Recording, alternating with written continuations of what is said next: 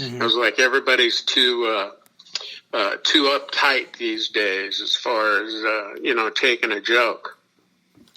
Yeah. Especially Rickles, if he was starting out, and me included, these days would be tough on him, being an insult comic when, Don did not have one mean bone in his body. He was a very, very nice man. And, he summed it all up at the end of the show where, we're all the same and we got to be able to take a joke and yada, yada, yada and all that stuff. Well, it endears them to everybody in the audience. But, people in the audience these days are just nuts. Yeah. Yeah. Yeah. These days, people, like you said, it's comedy. It's nothing personal, it's just the joke. And people these days, I think they forget that and they think it's personal, Yeah. Yeah. I mean, I've done some jokes where I've gotten a lot of, ooh. Oh, here's an example. I got hired to do a Passover show in Miami a couple of years ago. Now, they told my agent it'd be 40 to 50 people and that I needed to learn some Jewish jokes. I went, okay. So we get down there, and we're doing the show at Trump's hotel in Miami, Del Mar or whatever. Mar-a-Lago or something? Well, it wasn't Mar-a-Lago, but it was another place. But it was one of his hotels. Mm-hmm. And we walked in with the sound equipment, getting ready to set up. And they were setting up chairs. And I looked at the agent and I went, this is more than 40 to 60 people.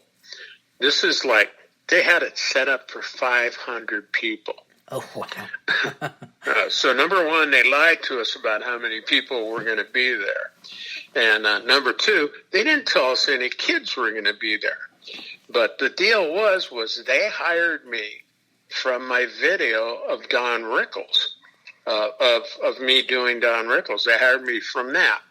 So, show starts, there's 460 people there, and 60 of them were kids. And they were all sitting on the ground in front of the stage. Well, I don't perform for kids. I'm an adult nightclub comic. Mm-hmm. You want somebody to entertain kids, get a clown. Yeah. But, so I walk out, and I do the opening lines from Rickles. I'm walking out there, and I look at this couple, I got to wade through the kids, and I'm going, oh, geez, I feel like Moses trying to part the Jew Red Sea kids thing here or whatever, And I get out into the audience, and there's a couple, and I look at her and go, is this your wife? And he goes, yeah. And I'm like, oh, geez. Well, throw a stick and see if she goes for it, buddy. And the whole audience went, ooh. Oh, gosh. That's the opening line from Rickles' act when he walks out. Yeah. Yeah. They cut me short. They cut me, and he goes, this isn't really what we expected. Well, if you watch the video, it's exactly what was on the video. That's what you hired me from. Yeah. So it was not a good experience, but yeah. So I'm not going to be doing any Passover gigs. Anytime soon. Yeah. No. Don't sign me up for that. Or if it is, I'm going to charge them so much money that they'll go, maybe we don't need this guy. So those are the challenges.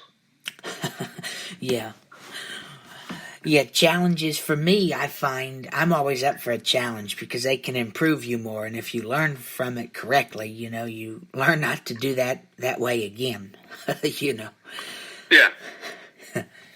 I just know I learned from it. Number one, make sure you find out how many people are going to be in the audience. Number two, that they know that you're an adult nightclub comic.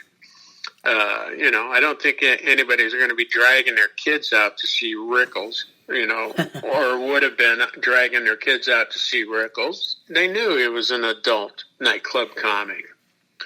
Rickles didn't necessarily use foul language, but he certainly made fun of everybody, and he did the all the cuss words that you can use on TV. Yeah. So those are my challenges that I have at this point. Mm-hmm. Well, my last question to you is, and I know we talked a little bit about it, but do you have any other pieces of advice for people who want to be a comedian?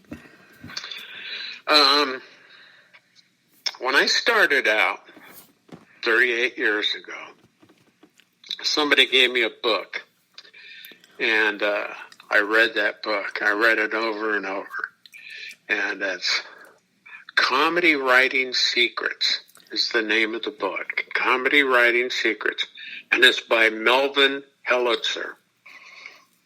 And I had already been doing stand-up comedy for a while, but I got this book, and I read the book, and I went, oh, that's how I'm writing my jokes. I discovered reading that book how the process went for writing a joke and to being able to deliver it. Writing a joke is one thing, being able to deliver it is another thing. I know people that are great writers can't deliver a joke to save their soul. So the thing of it is you got to be able to write, you got to be able to deliver it, and timing. Mm-hmm. Timing is the most important part of comedy. So I would say get the book, Comedy Writing Secrets by Melvin Helitzer. A lot of people like to read, there's a ton of books out there. Judy Carter, I think it's Judy Carter's stand-up comedy book. A lot of people think that's the Bible of it, but to me the best book was Comedy Writing Secrets. Mm-hmm. That and just study comedy. Watch comics and try and pick out your own style. Or your own pace and your own jokes. Everybody has one that's different.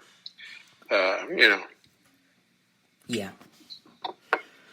Yeah, I find, I'm an actor. This is from an actor standpoint, but comedy and acting, it's kind of relatable because it's both people watching. You're watching to see, and acting is reacting, and comedy is sort of relatable to that as well. Mm-hmm. Absolutely. Would I have seen you in anything? No, I haven't done anything big. I just do my show, and then I'm just do theater work locally in Alabama and Mississippi. And I've done a few voiceover narrations, nothing big, but just for a few internet advertisements and commercials and independent films and stuff. Yeah. Nice. Well, Mike, thank you very much for letting me interview you. I'm glad we were finally able to do it, and I'm glad you're feeling better. And thank you very much. Well, thank you, Trey, for taking the time to give me a call and doing the interview. And I hope it was worth the wait. Because we've had some hits and misses, but, the health issue was the big thing. And now I'm back on the road. Now that I'm back on the road to recovery, we get hit with this coronavirus thing. So yeah, it's like, oh, well, that's one more thing. I'm making T-shirts that say I'm old, I'm compromised, get out of my way. But I appreciate you giving me a call and let me do the interview with you. Thank you very much. I'll send you a link to the interview once I upload it and publish it so you can listen to it. Perfect. Thank you so much. Thank you. You have a good day. You do the same, Trey. Thanks so much. Thanks. Bye-bye. And that was entertainer and comedian Mr. Michael Walter. Thank you very much for listening. I hope you enjoyed this edition this morning.